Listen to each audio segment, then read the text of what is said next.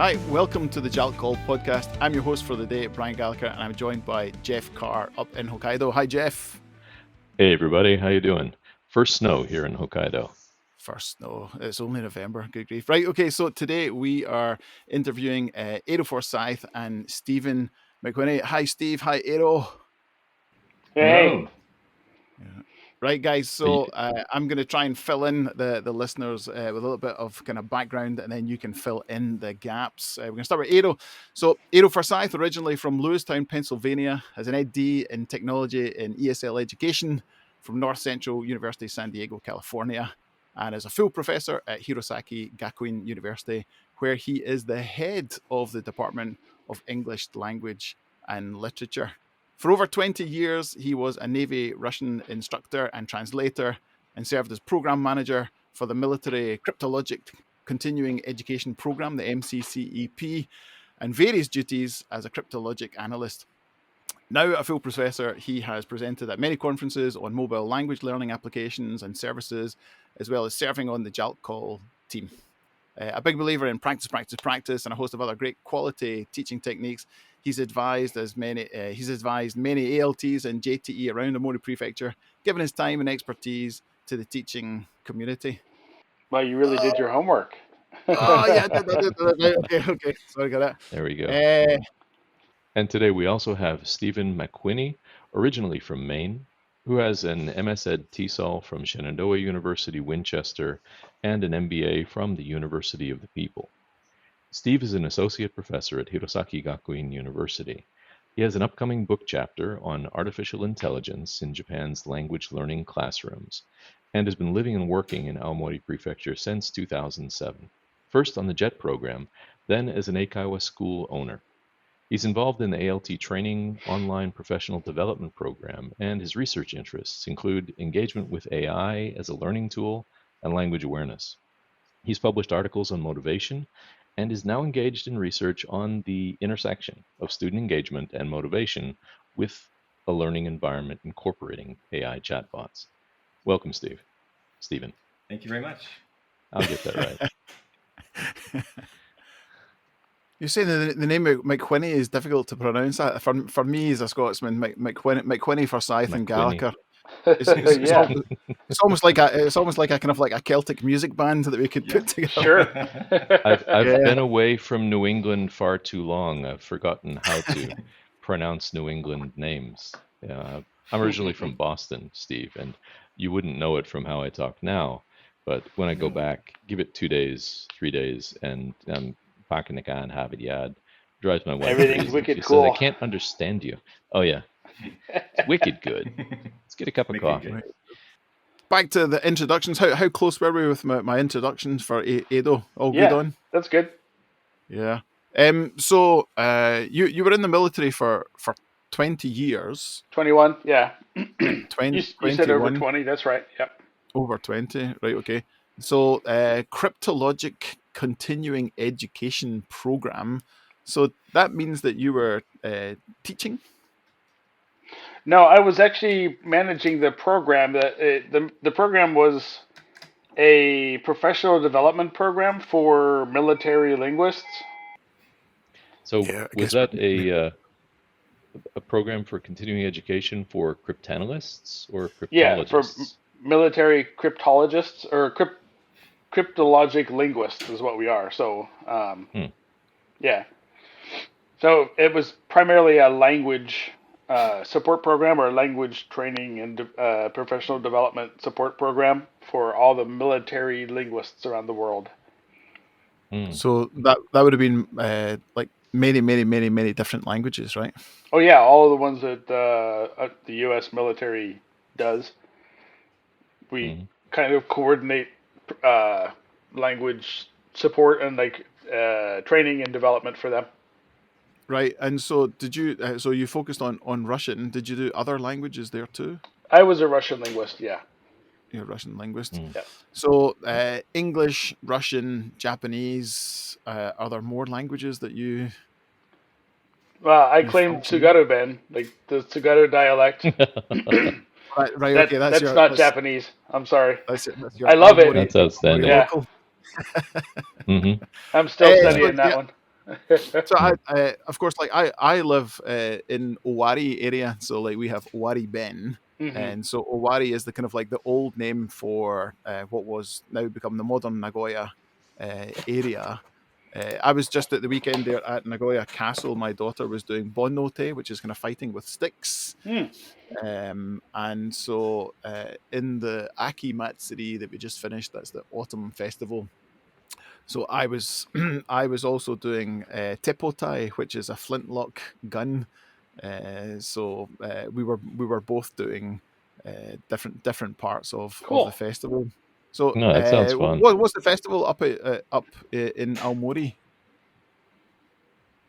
Oh, here in Hirosaki, we're in the middle of the Kikuto Momiji Matsuri. So chrysanthemum and maple leaf festival. Right, and do you guys have a big summer festival with? Yeah, the Neputa, Neputa here in Hirosaki, but Aomori has the bigger one. That's the Nebuta Festival. Nebuto Festival, right? Okay, great stuff. And so you guys are involved in that, yeah? Yeah, I know Steven participates pretty regularly. Oh yeah, I do. I join the festival. I help build the floats and join with my daughter's old preschool. Is that like the Rio kind of Carnival that it takes you the whole year to build the stuff? Not that long. It only takes us a couple months. Yeah, so a couple of months. Only a couple of months. The ones in Aomori, they start basically after the new year, don't they, Stephen? They start maybe March or April to put up the huge sheds basically to start building them because the Neputa down in Hirosaki are basically like a big fans, so kind of flat. The floats up in Aomori for the Nebuta Festival are 3D, so they have to build the wire frame, get all the lighting set up, and then they very carefully paste on each piece of paper, and then it has to be painted and colored. So it takes quite a long time and costs quite a lot of money to build those. So it's always fun to watch them every year. That sounds great. All right, okay. Join us in part 2 where we're going to get into talking a wee bit about research. Join us after the break.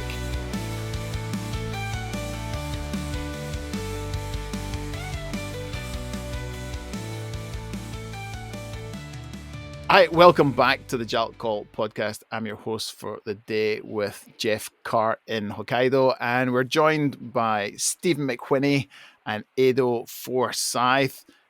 Guys, I want to try and kind of like just go first with Edo. So some of the articles that you've produced over the years. You've been writing articles for a good number of years now. Thank you. Also, you were the editor on one of my articles that went in. So you've also been involved with Jalk Call for a number of years. How many years have you been involved with Jalk Call? Well, I came to Japan in 2010 and joined Jolt right away, and I had been doing call-related stuff when I was in the Navy as an instructor. So the call SIG, before I even knew what a SIG was, I saw a call and I went, okay, that's where I belong. So I got involved from the beginning, and jumped in, and Robert Chartrand kind of brought me in, and he and I got to be good friends right away, and I jumped in with both feet. Yeah, Robert's great. He was. We were just talking to him at the JALC International conference at the weekend there. It was good to kind of catch up. Right. Okay. So yeah, you've done a lot of different projects on a lot of different things. You've been involved with the IVE project, looking at perceptions of intercultural collaborations. Yeah, that's kind of where my research interest connected to call has been for. Well, actually, I started doing online intercultural collaborations over 10 years ago. So back in like 2012, 13, with our university's partner school or sister school, University of Wisconsin. We were doing two-way exchanges using a wiki, basically a wiki page. Our students would basically create a page in their target language, and then the other students would comment on it in that language, and they would go back and forth. So I've been into online intercultural exchanges for most of my time in Japan. Yeah, and it's worked out really well. And now, as you said, I'm involved in the IVE project, the International Virtual Exchange Project. Um, and I use that in my classes, and that's kind of my focus on call recently has been with using online platforms to help my students learn more about other cultures and practice English in the process. Right. Because the COIL projects were quite popular. They're quite popular still now. There was a number of presentations at JALCOL in Tokyo in July. I think probably many people say that the barrier to that is the time difference. So if you can get a partner which is in New Zealand or Australia, then that could be like a really good partner. But if you're doing it with someone in Europe or North America, the time difference, it can be challenging. It can be really kind of. But it depends on whether you want to do it with native speakers. I mean, the IVE project is all English learners, so it's a lot easier to collaborate and find partners to work with in that respect. Right, yeah, and we've had Eric Hagley on before for interviews, so he runs the IVE project. So yeah, we'll add a link to that in the show notes. Thank you. So like other things that I've seen that you've kind of you've written on, so like flipped learning in second language acquisition, as well as autonomous language learning with technology. Which one of those do you think is the bigger field, flipped or autonomous? Well, I think autonomous language learning these days is probably the bigger field. I mean, I did a little bit with flipped learning whenever more online tools came about in the mid 2010s. But then, like, I kind of changed my focus to look at how I can use those online tools to enable students to practice outside of class. So it wasn't just flipping to prepare for my classes. It was using those same tools to practice the language autonomously. And that's kind of, I think now with the developments in AI that like the research Steven does, I think that's where the future of technology and language learning is going. Mm-hmm. Yeah, Steven, you've published a lot and done a lot of research on the motivational system, the 5-factor model, student engagement, and that. And these seem like issues that are intimately related to either autonomous learning or the flipped classroom. And it seems like now that's led you to looking at student engagement with AI chatbots and that. Can you walk us through your evolution there and talk about what's going on right now? Yeah, absolutely. So when I started doing research into learning English here in Japan for Japanese students, I was really interested in what motivates them, how they engaged with that learning process. Particularly being a new teacher here in Japan, I want to know what can I do to create environments, create classrooms where students can learn better. And so my research was really focused on what motivates students, and then from that, how do they engage with the language? As you know, most teachers know if the students don't actually engage with the language, they're not going to remember, they're not going to really learn very well. And so I was quite curious of that. And then just, a couple of years ago with the release of the ChatGPT, suddenly we had this great, possibility for practicing English. Large language models can respond, very similar and nowadays almost indistinguishable from the way a human being might. And so I saw, okay, this might be a way for my students to get more practice, get more real world adjacent practice, and in doing so, hopefully encourage them and motivate them to be more autonomous learners. Of course, I can't be sitting over their shoulder, cracking whip saying, talk to that AI. And so the hope Oh, would come be on. I that thought they taught that in the JET program, you know? well, No? no. The DEP program is all maybe holding hands, no whips involved. Okay. But I wanted to see, what could I do to get the learners to engage with the AI, which has kind of brought me to what I'm looking at now, which is, first, what do students think of talking with AI? And in my research, I'm looking at actual, audio chat, right? With ChatGPT's audio chat function or other AIs as well. Grok is actually quite good, although questionable ethically. But those are very good platforms for students to use to really practice actually speaking English as opposed to just typing or something like that. But then it's great if they're talking, but then it could just be they're doing it because it's to check boxes for for an assignment. And so now I'm very curious, okay, so are they actually engaging with this? And is that engagement similar or different from how they might engage with another student, with another teacher? What are those differences like? And then does that mean that engaging with AI is an effective tool to support their development and support their language learning or not? Right. Two questions. First, you referred to engagement several times there.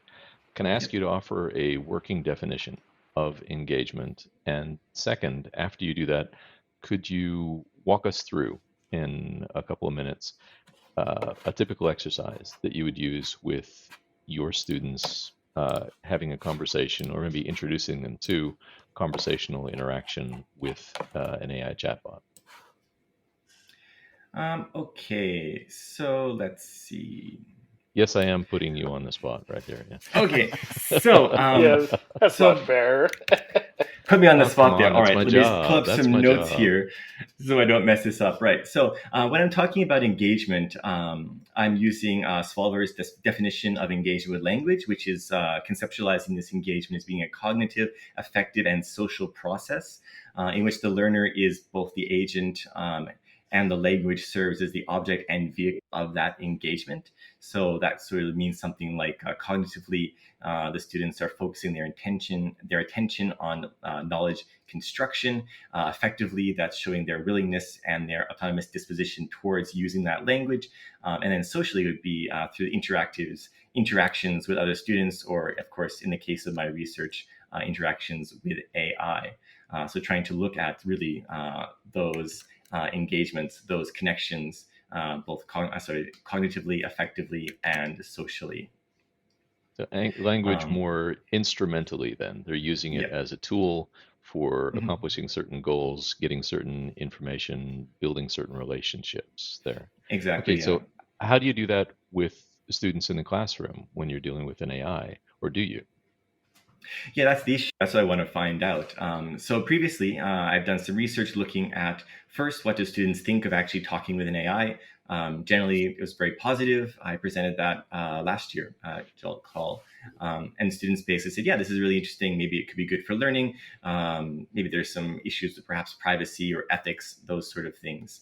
And then following that, I had a small study where I had the students give me the transcripts from their chats with AI, and looked at that and decided to check if there's actually any improvements in their language being used in those interactions, which shows some improvements in sentence elaboration, interactions, self-monitoring, those sorts of things. But then the next step then is to look at really this engagement. So obviously, they're doing these assignments because I give it to them as homework. They have to do it. They're supposed to talk with an AI for 10 minutes every week. But that's for a grade. And so the next step then is to say, okay, so if they're talking with these AIs once a week, are they actually, let's say, cognitively engaging, right? So does that mean when they're talking to the AI, are they simply looking at the assignment and saying, I got to find out this information, so let me just ask these questions? Or are they actually being focused on the conversation? Are they trying to understand what the AI is saying beyond simply getting an answer to the question, the homework, right? So are they engaging with it, let's say, socially? Are they having some sort of interaction similar to how they might interact with a regular human interlocutor? Is it going to be just exchange of knowledge, or is there more to it than that, right? And that, of course, then connects into effective engagement, in that we can check, or hopefully I can check, if they are branching out from the base questions, the base assignment, and engaging more fully with that AI. But that's really like what's happening right now. Let me engage host protocol here and interrupt you here for a second, because that's exactly where I'd like you to take us, if you can, for a minute or two here. Tell us what one of those assignments looks like, and then how do you export and quantify the information from that? Is it self-reported? Are you exporting recordings? Do you have text and transcript stuff going on? And how do you measure that? Because I think an awful lot of instructors and researchers are struggling with how to examine student interactions with AI effectively and fairly. And it sounds like it's something you're trying to do. Yeah, absolutely. So the assignments themselves are really quite simple. I give the students a prompt, and the prompt sets up the AI to work to be usually an exchange student with some sort of relevance to the chapter in the textbook, right? So perhaps the chapter in the textbook is talking about, I don't know, environmental issues. And so perhaps I've set up the chatbot to behave as an exchange student to Japan studying environmental science or something like that. And then the students are given basically a list of questions they need to answer about the AI, ideally questions that they could answer through a natural conversation with that AI chatbot. So that's the basic setup for the assignments. They're very similar every week. It's a different personality each week that they're given, and they're given a quiz basically where they have to provide the answers that the AI has given. Of course, the answers should all be different because it shouldn't answer the same way each time, but it's just a way for me to check to make sure they've actually done the assignment. From that, the data collection at this point is only their texts. And so, unfortunately, now that we have advanced voice mode in ChatGPT, you can no longer do this. But when I was collecting data last year, you could still export or share the actual chat transcripts. So part of their assignment was to copy and paste in the link to share those transcripts, which are then downloaded. Nowadays, unfortunately, ChatGPT can no longer do that. Grok can. So my students this year, the ones who said, yeah, I'll help you with this research, are using Grok for chatting. I did caution them that it's a bit less constricted than ChatGPT. So, they need to be adults and responsible and just stop if it's misbehaving. So I did kind of talk to them about that. But in the same way, they can share those text transcripts. Right. Staying away from the prompts on political issues, I'm guessing, with Grok there. Yes. Or dating the AI is also something I don't recommend. Stephen, can I ask, so when students are actually engaging with AI, are they doing it from their phone or a tablet or a computer? How are they doing it? They can use it if they like, but students nowadays, they only use their phones, even if they have computers or tablets. So it's a homework assignment. So I'm not exactly sure what they're using, but I explain how to do it using their phone, and they all go through the process for copying in the prompt and how to send it and then how to push the voice chat button in class. So I believe they're all using their phones. Yes. Right. And how do you manage, like, what kind of what platform are you using? Use like Google Classroom, or are you using something else? Yeah, so we use Teams. Microsoft Teams is our LMS here at the university. So the students, they get given the prompt through Teams, just in the class team posted on the main board. I explain how to copy it. It's a little bit tricky or a bit annoying to do that, but they need to copy it in. They have the conversation. When they finish, they go into Teams, open up an assignment, which has the prompts and stuff again, so they can just make sure that they're answering the right questions. And then it just has a simple Microsoft form to collect their answers, as well as the URL linking to their data for research. You mentioned something when you were talking about the assignment before, Stephen, I'd like to ask about. You mentioned a different AI each week, I think you might have said, that sort of thing. When you say that, do you have different customized chatbots that students interact with? Is that what we're talking about here? Right, yeah. So there's different prompts to set up the conversation each week based on the textbook, right? So we use Oxford's American Headway series.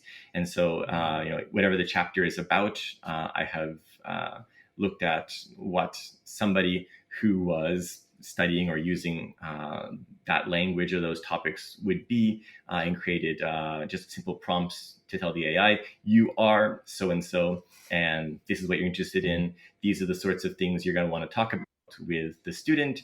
You're talking with a Japanese TEFL student. Please don't use anything more difficult than, let's say, CEFR, I don't know, B1 or A2, depending on what time we are in the semester.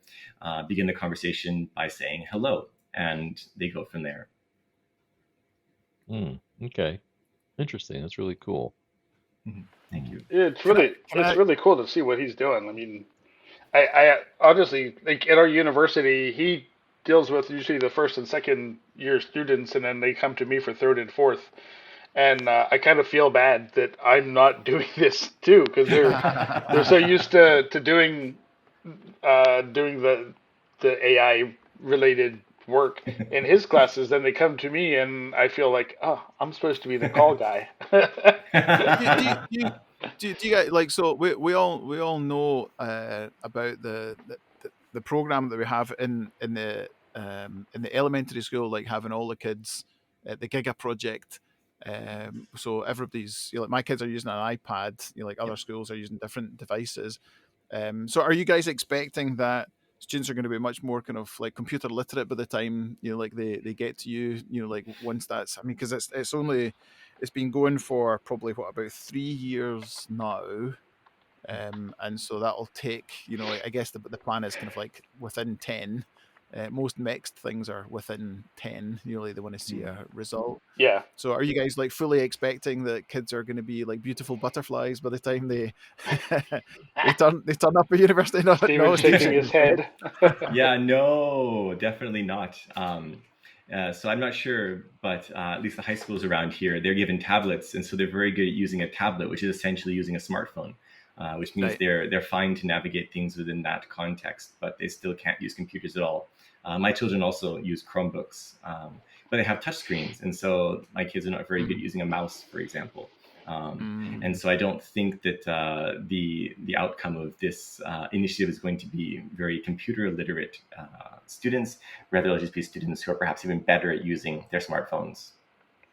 Right. Yeah. I mean, and that's exactly what we want, isn't it? The computer, the computers in classrooms initiative has been going on for since 2009 or 2012, but we're not seeing. I mean, at least at our university, I don't know about you guys, but we're not really seeing the students being able to do things with the computers. I mean, they still struggle to do basic word processing and like PowerPoint creation and Excel. I mean, the basic computer functions that you would expect them to have coming out of high school, they still can't handle. I mean, I gotta admit, we're not doing the best job of fixing that gap as soon as they get to the university either, because my seniors in our graduation thesis class still struggle with basic word functions sometimes. Do you guys have computers that you can lend out to students in the classroom? No, they're required to purchase their own. We had a computer lab, but it was all Windows 10, so it's now no longer usable. So years ago, I spoke with Robert Chartrand, and he had a computer lab, and of course, like his desktops and stuff like that, and he used up a lot of space, and it's tough to move about. And then he developed a system where he basically asked the university to buy him like a metal filing cabinet, which he had in it a whole load of iPhones or iPods, I think it was at the time. And he had like a series of cables, like all just kind of like piped into the back of it. And that's what he was using, like as his, like the devices, because not students at that time didn't have, everybody didn't have a kind of like a touching device that you could use. Maybe they were still using what do you call it, the Galaki phone? What do you call it? Not the Gallagher phone. Flip phones, right? Yeah. Okay. So I guess things are changing for the better, but I still feel that students really struggle with basic keyboarding, and it's something I do with my first year students. I teach writing 1, 2, 3, 4, 5, so I've got first years, second years, and third years, And some of them are still, like typing like a Tyrannosaurus Rex, like they're just doing like kind of a couple of fingers kind of Hunt quite and poke. rapidly. Well, it's Yeah, good that they're they just kind of actually like use that. I teach Right, okay, so writing as well, and they use their smartphones to write their essays. They don't use a computer. oh, it's diabolical, isn't it? It's diabolical. Yeah. I've Right, had okay, so I've we're had gonna kind of- students write their graduation thesis on their smartphone, and it Yep. made me crazy. They did it. I mean, but it just somehow. actually it required me to do more work for them in the editing and and final layout to get it like. I mean that was a thing, and I was appropriately gruff with them as I should have been because For sure. I think part of our teaching is also preparing them for the workplace, yeah, and part of that is like this is how like businesses work, and like you need to do keyboarding skills, and you need to be proficient, like at doing all these different programs, like and build up your skills so that you can use different ones. I want to yeah, kind of like quickly wrap up this section just with you guys have published together yeah. a couple of Yes. different articles. I've seen your presentations and conferences. So three that I picked out. So statistical analysis of student performance in free writing in English, students' perceptions of the benefits of free writing in English, and another one was reflections on the effects of free writing in an EFL writing class. So obviously there's a focus there on free writing. Yeah. Is that free writing pencil and paper free writing, or is that keyboarding kind of like free writing? That's Both. the question. Yeah. Yeah. So up until last year, it was paper and pencil or pen. Um, but last year, Stephen was able to do like half and half. You want to tell him what we did last year, or what you did last year, Stephen? Yeah, sure. So we've been doing pen and paper. We started in like 7 years ago, I think, Yeah. collecting handwritten samples. And then last year, I decided that I really wanted to switch to being able to actually easily analyze what they had written. And so we did the spring term, which was handwritten, and then we switched the fall term over to using their smartphones because they don't bring their computers to class, even though I tell them to. Right. Okay. So when I'm teaching my writing classes, so of course, like first year students, I start off with like basic keyboarding kind of like skills, and then I teach them brainstorming, and of course, like one of the first brainstorming is free writing. But I tell my students, listen, this is university. We are not at elementary school. We're not using pencils, and we're not using paper. Like we're doing like everything now is on the computer. I use Google Classroom and Google Docs, and so I expect everything to be digital. And so I say to them, like when you're doing your brainstorming, yeah, you can do that pencil and paper, like, and I show them the different techniques for like different types of essays, and like which case by case by case by case by case. But even when they do the free writing, I say like just type, like, so if anything, at least they're working on their keyboarding, whatever they're doing. But it depends on what your goal is. If you want them to develop their typing and writing skills on the computer, then that's okay. If you're doing it to exercise their English ability, then probably doing it on a computer or a device may add an extra level of difficulty. Actually, it really doesn't, based on the research we just presented at JELT. They weren't any worse off on their smartphones than they were on paper. So right. Okay, so that leads me Yeah. beautifully to kind of like the last point that I was going to make. So our upcoming JALT Call 2026 conference in Nishinomiya, which is near Kobe, invites people to present ideas that worked and those that did not. So you guys co-authored that research, so you presented it. PanSig 2023 is one that I'd picked out. Where in your conclusion you stated, and I quote, despite the commonly accepted notion that free writing improves language learners' writing abilities, the data did not demonstrate increased writing fluency in terms of being able to write more in a given time frame. Yeah. So What should it be like? What's the success rate like for like ideas that you have when you're doing projects, and what should it be? What do you mean? I'm not sure I know So what you're asking. you guys have done a project, and you had an idea that you thought, we're going to do this, and it's going to give us kind of like some gains. So I guess like the theme of our conference come up is, like trying to encourage people to also share their losses, like, or like their zero net gains. So yeah, well, when we first started doing this, Steven and I were actually doing free writing in different environments. He was at my school. I was doing it at the public school that I teach part-time at. And then we started noticing, like, we're doing this, but is it really beneficial? We asked that question, and Steven suggested we actually turn it into a study. And I mean, we've looked at this from a lot of different angles, and bottom line, free writing doesn't result in students being able to write more words in the given time frame, even after through like a semester, a year, 2 years of repetitive practice.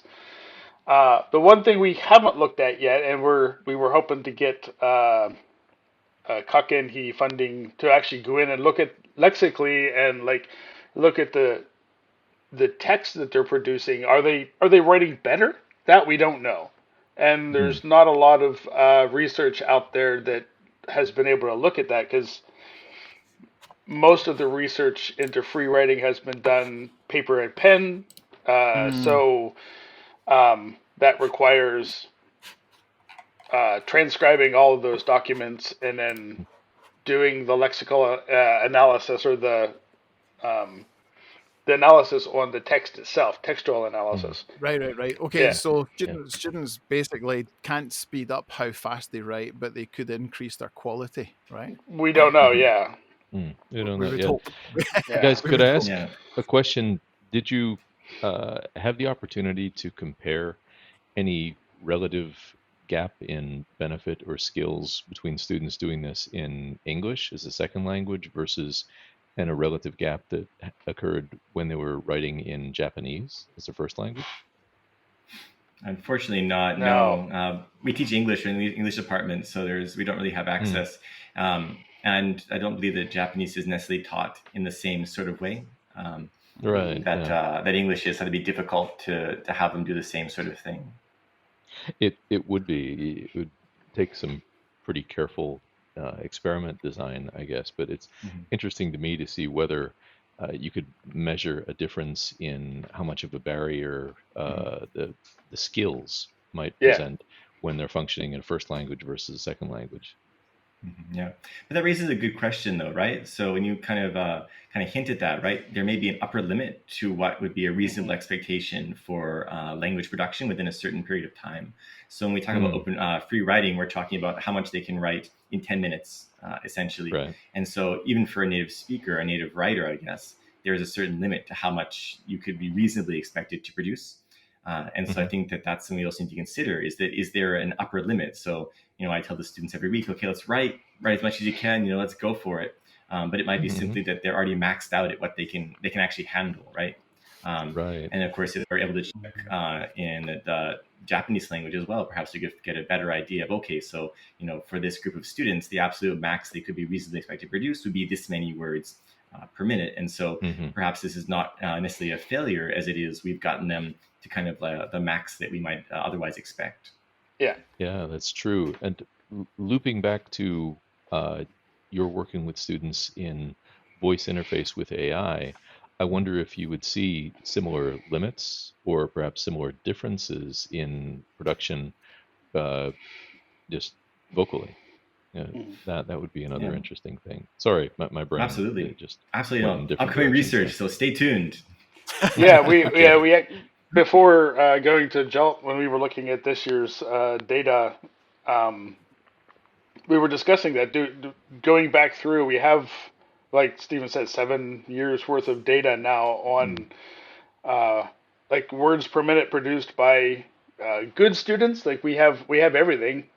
Stephen is really good at archiving all of the text that the students write, and we've recently found that OCR technology is getting so much better. We can go back and look, and we have numbers as far as how many words they wrote, but we can go back and look at the years of data that we have, and maybe come up with an estimate of what could be expected uh, for a Japanese EFL student to produce in free writing. So that's something that we may look at in the future. That's great stuff. All right, okay, that's us for part 2. Join us in part 3, where the guys are going to talk a little bit about what they're going to be working on in the future, what's coming up on the horizon. Join us in part 3. See you then.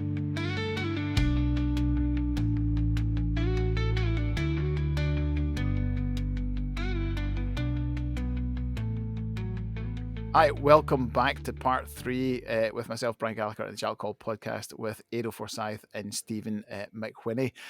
Guys, thanks very much for joining us. There was lots of great information. The next big conference coming up for me is going to be Jalt Call in 2026. Before that, there's actually a STEAM conference in Okinawa with a PySig. So if you fancy a wee bit of winter sun to get away from the cold winter, that's going to be in February.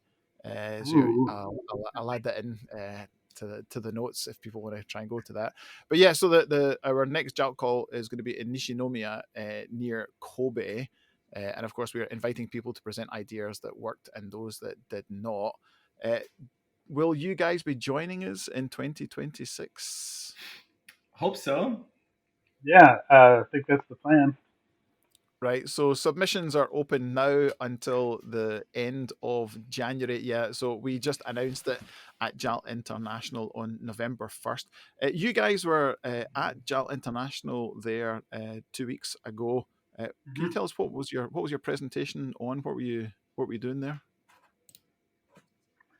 Well, we had a joint presentation about the research we've done comparing handwritten and smartphone-based free writing. So that was our joint presentation. And Stephen also had a solo presentation. Right. Okay. So what were your solos on? Right. So my solo was a very small study. I was just looking at the ability of ChatGPT to serve as a grading tool for students writing. I teach a lot of writing classes, and reading lots of essays and giving feedback is, of course, quite tedious. And so I kind of wondered, could I use ChatGPT to do this for me, save some time? Kind of short story, not really, but kind of yes. Basically, if you use ChatGPT for grading and give it a nice, good, strict rubric that you've created and that you use for grading as well, it will match your averages. So it matches the human averages, but it chops off the best and the lowest scores. So if you have a student who's particularly bad, the AI will give it a better score. And if you have a student who's kind of like really perfect, it'll be a bit more harsh and lower it, which makes sense when you consider, how large language models and AI is designed, to be kind of friendly and helpful. And so kind of the main result was that yes, it'd be good for drafts, right? If you have students who are turning in drafts, it could really help giving useful feedback, but perhaps not good for the final grade. Although it might be useful to kind of supplement, right? Maybe it writes your feedback for you while you actually check it and make sure that the numbers are correct. But then, is that really saving any time if you have to, copy in or give the essay to the AI and wait for the feedback? Or is it quicker just to do it yourself? So it's an interesting study, but lots more testing to be done with the AI and implementing. Absolutely. It needs. Yeah. I think you need to train one specific model on what you want, which of course is what all of the big testing companies are doing right now. They want to eliminate, the cost of human graders. So I imagine, give it a couple of years, and all of the big testing companies will have AI agents to grade those tests. And for research projects too, I think it's important to have, as you guys talked about before, like to have years of data, like to do it longitudinally to see if there is really something to see in it, as opposed to lots of the short studies. That was something that Glenn Stockwell spoke about before, saying that, years ago, in one of the presentations, he said, there's not enough people doing repeated studies, like in verifying stuff. So yeah, longitudinals are good. Edo, how about yourself? What was your own individual presentation at JALT Oh, International? I didn't have an individual, just the joint one. Just the joint one, right? Okay. So for the venue, Geoff and I had we all had the JALT Call forum, which was moderately well attended, but it was. I think the engagement we got with the audience was quite good. And we also had a workshop on the podcast, how to make a podcast, and we were quite bitterly disappointed with the Wi-Fi at the venue. Oh yeah, it was horrible. Was despicable. Non-existent. Yeah, so hopefully, next year, of course, JALT International is going to be in Nagoya, as is PanSig. So it's incredibly convenient for me because, of course, I'm in Nagoya. So it's not going to cost me a penny, apart from a couple of beers. But right, okay. So there's those conferences coming up, and you guys are working on that together. Do you guys have some recommendation for listeners? Maybe some book chapter or some app or something that you could maybe recommend? Well, I can recommend my upcoming book chapter. It's called Student Perceptions of AI Chatbots in Japanese Language Learning Classrooms. And it's going to be an artificial intelligence in Japan's language learning classrooms, which is coming up, should be published hopefully around the turn of the year. That's kind of the big thing I'm very excited about right now. And then further down the road, next year, I should have a chapter as well in intervention studies in motivating language learners, looking more at how students engage with language in tasks. Right, and that book's coming out with Candlin and Maynard Publishing, right? That's correct. Yes, the first one is, yes. Right, okay. So just to toot my own whistle, I've also got a chapter coming up in that book as well. So so I was looking at all of the AI policies and guidelines that institutions have around the country. Of course, Japanese universities, institutions are not so keen on the word policy because you have to police it. And so they're mostly softened guidelines. So yeah, my chapter is looking at that and how it varies across the country. Edo, do you have something to recommend? Maybe a bit of vinyl that you found in record shops recently? Well, my continuing research personally is going to be on the IVE project and its benefit for the students. So I looked at, I just published a paper in the Call EJ from last year's GlowCall conference, looking at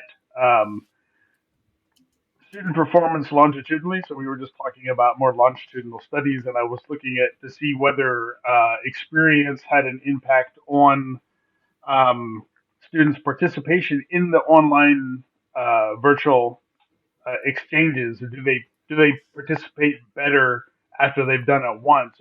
Are they more engaged? And yet, by and large, they seem to be more engaged. So I'd like to have more people join in with the IVE project. That's iveproject.org. And try to, if we could grow that community and share some intercultural collaboration around the world. I think it's right. Okay, so that research, that publication you were doing, it was on audio recording data, it was transcribed and analyzed, right? Yeah. Yep. Right. Okay. So great stuff. Okay, we'll put links in the show notes for everybody. We're going to wrap up there for today, gentlemen. Thank you very, very much for being our first joint interview. Cool. So, yeah. I think I specifically wanted to have you guys both together because I always see you together at conferences, and I always think of you guys. I know you're together, and so I really wanted to do that. Edo, Steven, thank you guys so much. It's been great conversation, and look forward to seeing the next research you guys come up with and looking into the resources that you've told us about that we can use to try to. Yeah, okay, now I'm rambling. Let's restart that here. Okay. See, this is what happens when you try to be spontaneous without having planned it first. Spontaneity simply has to be planned first. Okay, cheerio. Steven, thanks so much. This has been absolutely wonderful, fascinating conversation. Look forward to seeing what you guys come up with next, and look forward to seeing you at JALTCall next year. See you later. All right. Thank you. Thank you very much. Yeah. So it's great stuff. So I'm looking forward to seeing you guys again in person. Until then, take care, and we'll see all the listeners next time on the JALTCall podcasts. Goodbye. Thank you very much. Goodbye. Thank you. Cheers, guys. Cheers. Yeah, have a great one.